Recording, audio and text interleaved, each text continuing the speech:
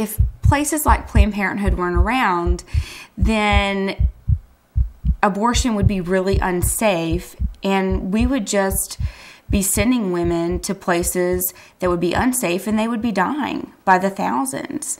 And Planned Parenthood's goal is about preventing abortion, and it's about making abortion safe and making it rare. And that really sounded about what I believed in. I looked at the ultrasound screen and I saw the whole profile of a baby on the screen. And I was pretty excited when I went in the room, and as soon as I saw that baby on the screen, that excitement kind of left. I suddenly felt pretty anxious and was thinking that this could be a really horrible image. The cannula made its way to the baby and started poking the baby in the side. And, you know, the baby wasn't moving. And I thought, okay, well, of course not. Of course it's not moving, because babies at this stage don't feel anything. That's what I tell women all the time. When they ask me if my baby's going to feel pain or feel anything, I tell them no. All of a sudden, the baby woke up. It seemed to just wake up, and the baby started moving, and the arms and legs started moving, and it appeared that the baby was trying to move away from the cannula.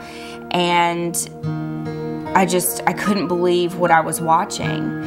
And then the doctor had to keep moving the cannula closer to the baby because it was making progress moving away. The last thing that I saw on the screen was this perfect little backbone of the baby. And on an ultrasound, the backbone is really bright white.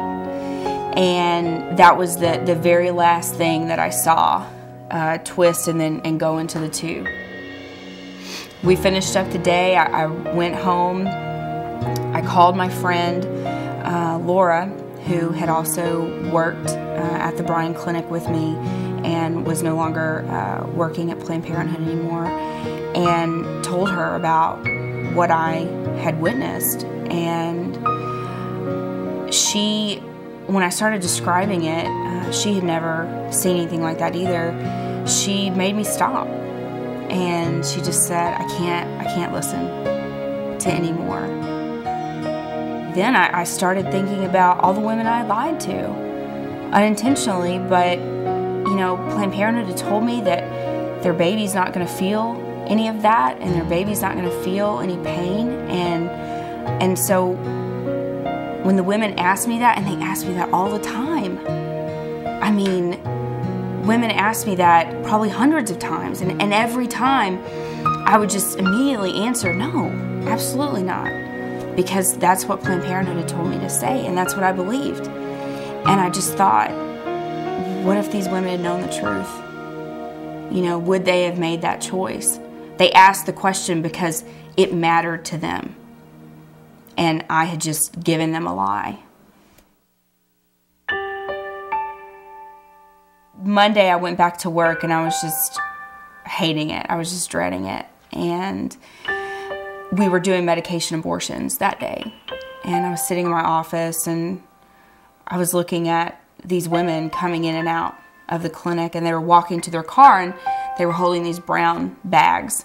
And I knew that in the bag was the medication abortion pills, the regimen. And I just sat there and I was thinking, I'm still doing it. I just started to cry, and I just thought, where am I going to go? Because, you know, all of my so-called friends were either working at Planned Parenthood or affiliated with Planned Parenthood in some way. I looked out the window, and I saw these two women praying outside of the clinic. And I felt like God was telling me to go. You know, the day that I saw the abortion procedure, I didn't know that I would one day be here. I didn't know that I would be working in the pro-life movement because I wasn't angry. I wasn't disgruntled. I just didn't want to work at Planned Parenthood anymore. I just didn't want to take part in any more abortions. I didn't want my hands to be involved in that work anymore. And, God had different plans. And, I heard somebody say one time, if you want to make God laugh, tell him your plans. And that's definitely been the situation for me through all of this. I was never sure that I would feel comfortable going and praying out in front of the clinic that I ran. I didn't know how uncomfortable that would feel. I know it works. And, I didn't leave because I wanted attention. I left because I was following God's will.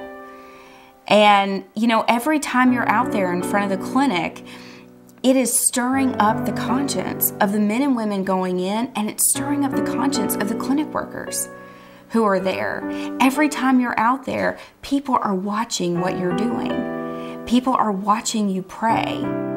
I've gotten several calls from other Planned Parenthood directors and other Planned Parenthood workers who have left the abortion industry because they felt like God was calling them out.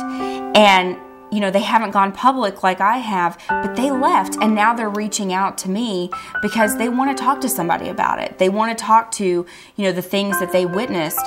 And so you never know how much impact the work that you're doing will have on another person.